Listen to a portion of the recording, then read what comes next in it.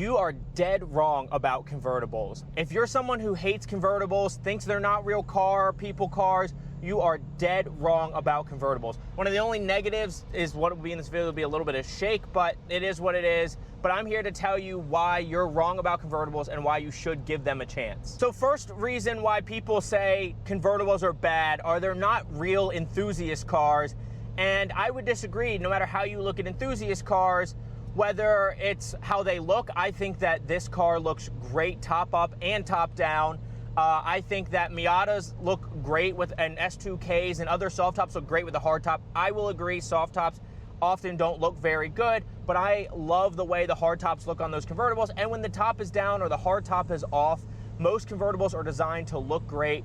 Even though some have awkward proportions because they're also coupes normally, they still have some design that makes them look great. And there's a lot of great looking convertibles out there.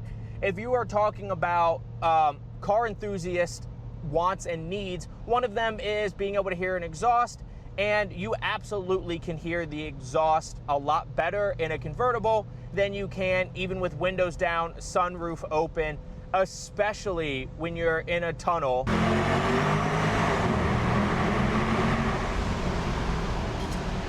Or even when you're just on a straight, and I don't know how well you can hear that, but that V8 is singing. So whether you like the way cars look or you like the way cars sound, there are plenty that look good, sound good, and you can hear the sounds better, especially if you get a V8, a V10, a V12 convertible, or a really nice sounding V6. One of the best parts of the top-down experience is really being able to hear the car roar.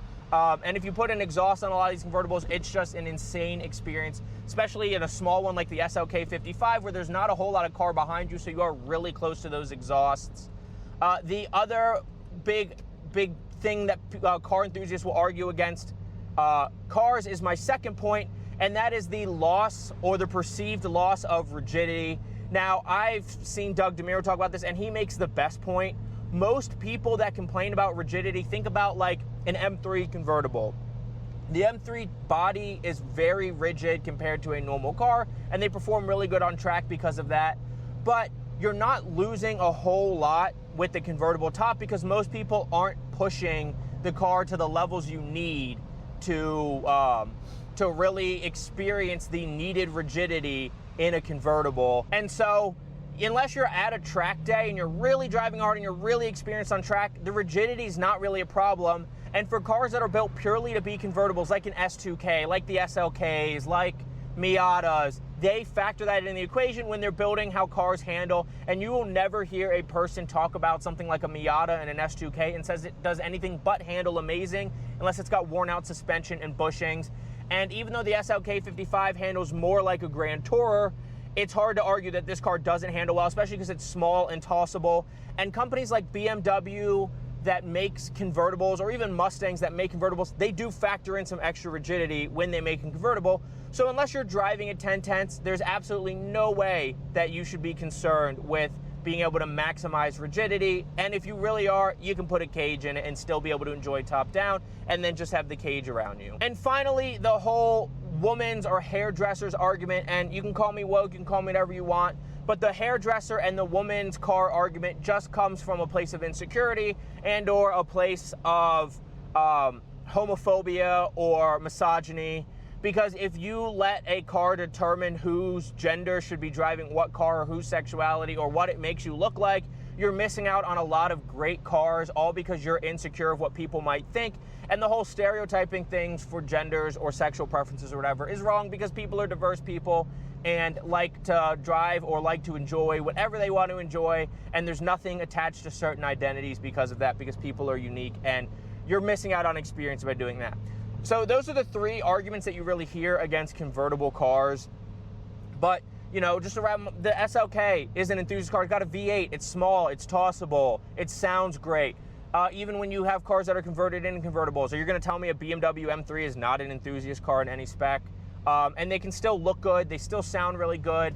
And on the rigidity standpoint, like I said, cars that are meant to be convertibles, they're built in to have some extra rigidity in other ways. And cars that are also coupes but available in convertibles do get engineered a little bit differently in most cases to add some rigidity for the loss of top, and you're not going to reach the rigidity threshold unless you are driving 10/10 and you're an expert driver. And then, of course, I just preached my wokeness to you. But on the plus of convertibles, it's a beautiful day on the Blue Ridge Parkway. And I'll come up here on my Stinger, I've come up here on my Chargers, windows down, Stinger, sunroof open. And I only have these windows up for audio purposes, but being up on a nice road, on a nice day, with the windows down, top down, is just a different experience, and it's a great way to enjoy a car in nice weather, especially like right now I have a slow driver in front of me, and so I'm not getting to drive in an enthusiast, spirited way, but I am getting to enjoy the beautiful weather in a nice car that sounds good and is a lot of fun to drive. And that is a huge benefit of having convertibles. A lot of people like windows down, like sunroof open, but if you really want an open air experience, you can never come close. Even the Figaro and the Fiat 500 style convertible tops, where you still have like this part, whatever you want to call it, and your A and B and C pillars, or I guess it's just A and B pillars in those cars. It's still not quite the same, but you still get a lot of the airflow with a little extra rigidity. And so there's no reason to not enjoy convertibles. I think everybody should have a convertible at least once in their life. Yeah, it might, be bad if you get caught in the rain, and especially if you have an electric one like this car, you have to pull over or stop somewhere so you can put it up, and it's hard to put the manual ones up if you're driving certain speeds and you can break stuff and all that. So yeah, there's that inconvenience, and right now my SLK has some seals that aren't 100%, so I can't leave it out if it's gonna rain, and yes, that can be a problem. But all in all, it is so worth the experience to be able to hear that V8, enjoy the top down, enjoy the nice weather, enjoy the beautiful sunlight. I was driving on the way here to record this, listening to Soak Up the Sun by Sheryl Crow with the top down, and it was a wonderful experience. And so if you're still hating on convertibles, if you've experienced one and you just don't like it, or you're not a windows down person and you're non-convertibles, I guess I get it. But if you've never tried a convertible, make 2026, or if it's too late in the year for you, 2027, the year that you enjoy convertible. I get it, too, if you're in a place that, Arizona, summer, you can't drive convertible. In places like, Wyoming, a bunch of the year, you can't really drive convertible. And even then, I would encourage you to try convertibles out. They're a blast. The weather's nice. It adds a different driving experience, like I said. So when you can't drive hard, like the person going below the speed limit in front of me, when you can't enjoy the drive for the spirited drive, you can at least enjoy your nice car, your good sounding car, your cool car with the windows down, like a better than windows down experience. So the only excuse is if you live in a place where weather won't permit it. But other than that, I don't think there's any excuse to not at least give convertibles a chance. So let me know what you think in the comments down below about convertibles. Do you love them? Do you hate them? Have you tried them? Are you gonna try them? I don't want to hear you hate them and you don't want to try them. But please don't forget to like, subscribe, and hit that notification bell if you like car content, you like me, you want to see my car content first. I will see you in the next video. Thank you so much for watching. Have a wonderful day. I'm gonna enjoy my drive. Bye. Oh, it's so good!